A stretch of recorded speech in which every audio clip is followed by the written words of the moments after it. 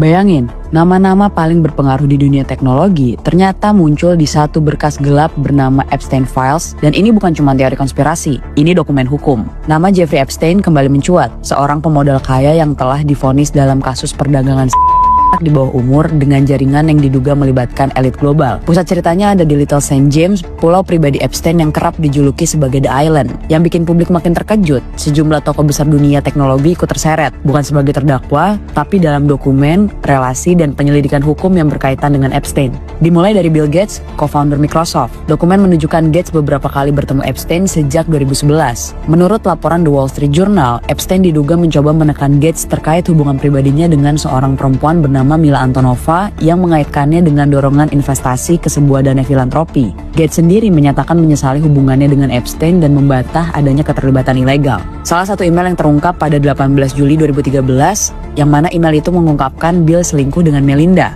Disebutkan dalam email, Bill menerima antibiotik untuk penyakit menular yang didapatkannya dari hubungan dengan gadis-gadis Rusia. Bill juga berupaya menyembunyikannya dari Melinda yang masih menjadi istri sahnya kala itu.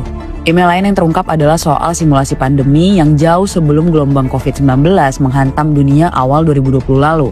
Hal ini menghidupkan teori konspirasi soal pandemi itu. Terdapat 5 topik yang dikerjakan, salah satunya simulasi pandemi, yakni menyusun spesifikasi teknis dan rekomendasi pelacakan untuk strain pandemi. Berikutnya Elon Musk, CEO Tesla, SpaceX, dan X. Nama Musk muncul dalam dokumen gugatan Kepulauan Virgin Amerika Serikat terhadap JP Morgan Chase. The Guardian melaporkan bahwa Epstein sempat merekomendasikan Musk sebagai klien potensial bank tersebut.